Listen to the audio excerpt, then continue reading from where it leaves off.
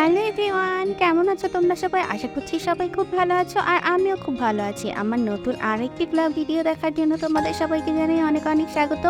আর যে যেখান থেকে আমার এই ভিডিওটি দেখছে তোমাদের সবার জন্য রইলো অনেক অনেক ভালোবাসা আর শুভকামনা। সকালে সমস্ত বাসি কাজকর্ম সেরে স্নান পুজোটাও দিয়ে নিয়েছি।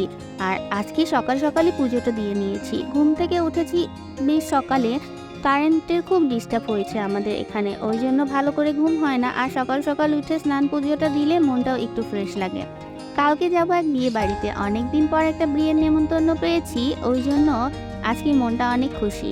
আর এখন মজার একটা কাণ্ড ঘটেছে। আমি তো হাতে মেহেদি পরতে পারি না, বরমশাইকে বলেছিলাম একটা মেহেদি নিয়ে আসতে, পাশের বাসার বৌদিকে দিয়ে মেহেদিটা পরিয়ে নি। কিন্তু বরমশাই বলছে ঠিক আছে দাও, আমি তোমাকে মেহেদি পরিয়ে দিচ্ছি। বরমশাইও ভালো কোনো ডিজাইন পারে না আর আমিও মেহেদি করতে পারি না, ওই জন্য দেখো কেমন এবড়ো তেবড়ো করে বরমশাই আমার হাতে মেহেদিটা পরিয়ে দিচ্ছে। প্রথমে আমি দেখছিলাম যে এটা ও কি ডিজাইন বানিয়েছে, পরে দেখি এটা একটা ময়ূর পাখি বানিয়েছে। ডিজাইনটা একদম ময়ূরের মতো হয়নি, কিন্তু কিছুটা লাগছিল। সান্নিধ্য তো অবাক চোখে বাবা হাতে মেহেদি পরাচ্ছে, সেটাই দেখছিল। মা আমিও তোমার হাতে একটু ডিজাইন করে মেহেদি পরিয়ে দিই। আমি বললাম থাক বাবা, আমাকে রক্ষা কর, এই হাত নিয়ে আমি আর কোথাও যেতে পারবো না, তুই যদি আমাকে মেহেদিটা পরিয়ে দিই। প্রথমের দিকে আমার খুবই বিরক্ত লাগছিল মেহেদিটা পরতে, কিন্তু পরের দিকে আস্তে আস্তে ভালোই লাগছিল ডিজাইনটা। আসলে ডিজাইন সম্পূর্ণ না হলে তো বোঝা যায় না কেমন হয়েছে।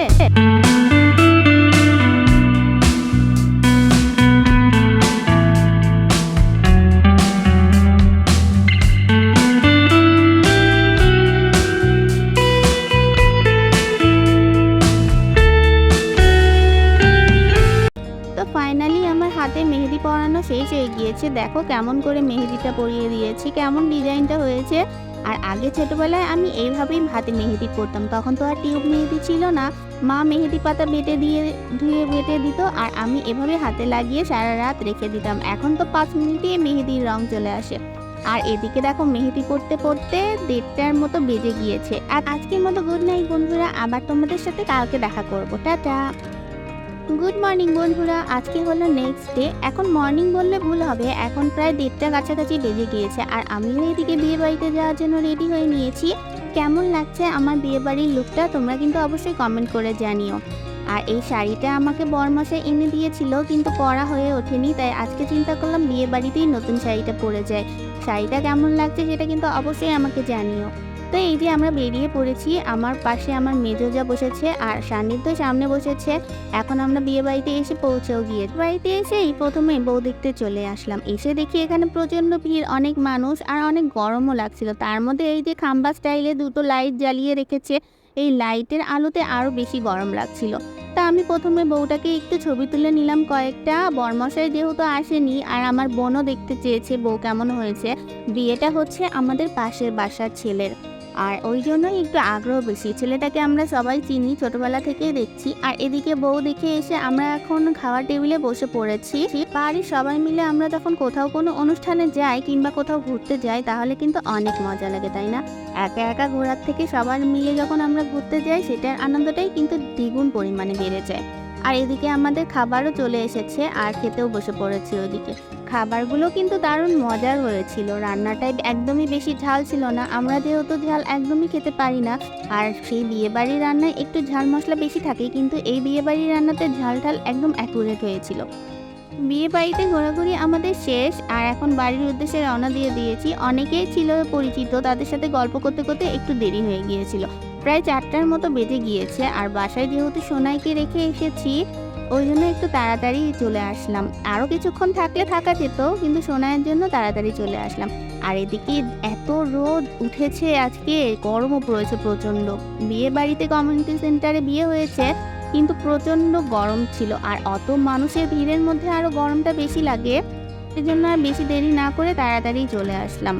8টের মতো বাজে ঠিকই, কিন্তু রোদের প্রচণ্ড তাপ, মনে হচ্ছে বেলা 12টা কিংবা দুপুর 2টোর মতো বাজে, এইরকম রোদের তাপ হয়েছে।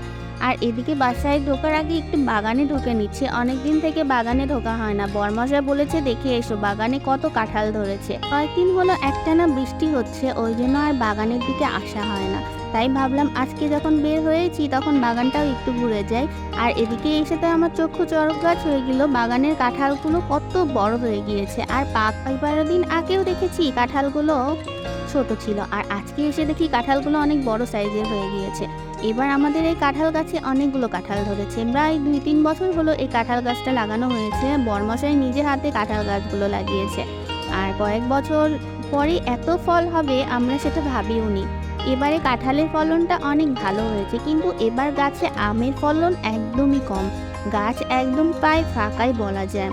আম গাছে প্রত্যেকবার এত আম ধরে যে আমাদের বাইরের আম আর কেনাই লাগে না, গাছের আম খেয়েই আমাদের হয়ে যায়। কিন্তু এবারে গাছে কোনো আমই ধরেনি, ধরেছে হয়তো 2-1টা গাছের পাতার ফাঁকে ফাঁকে, সেটা বোঝা যাচ্ছে না। বাগানে ঢোকার মুখে একটা কাঠ লিচুর গাছ আছে, কাঠ লিচু প্রচন্ড পরিমাণে ধরেছে, কিন্তু ক্যামেরায় সেই লিচুগুলো বোঝাই যাচ্ছে না।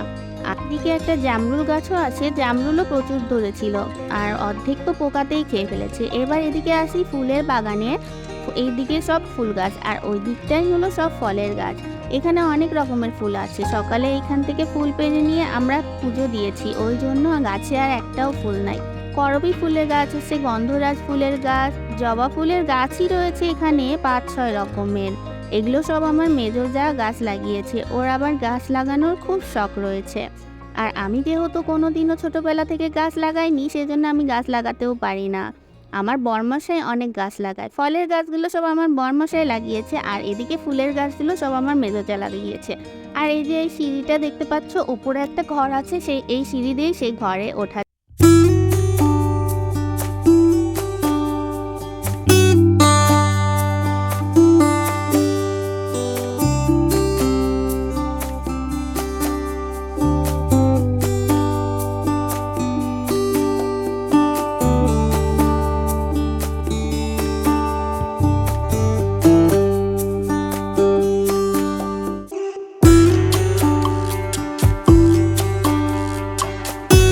এদিকে আমি সিঁড়ির উপর উঠে বসে পড়েছি, সান্নিধ্যকে বললাম বাবা আমার কয়টা ছবি তুলে দাও তো।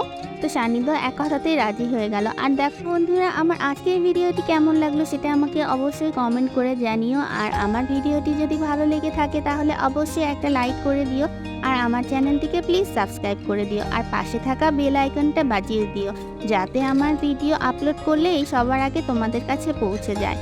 প্রায় 10-15 মিনিটের মতো হয়ে গিয়েছে আমি বাগানে এসেছি, এখন আমি বাগান থেকে চলে যাচ্ছি। আর এইদিকে পাশে ননদের বাসা থেকেও একটু ঘুরে গেলাম। আর এদিকে ননদের বাসায় অনেকগুলো ফুলের গাছ রয়েছে, আর কাঁঠাল গাছটায় দেখো একদম নিচের দিকে কাঁঠাল ধরে আছে, দেখতে কিন্তু বেশ লাগছে তাই না। এদিকে একটা বেলি ফুলের গাছ রয়েছে, সকালের দিকে গাছ ভরে ফুল ফুটে থাকে, ফুলগুলো এখন সব তুলে নিয়েছে, তুলে পুজোয় দিয়েছে। তা আজকের ভিডিওটা এটুকুই, টাটা বাই বাই, সবাই ভালো থেকো।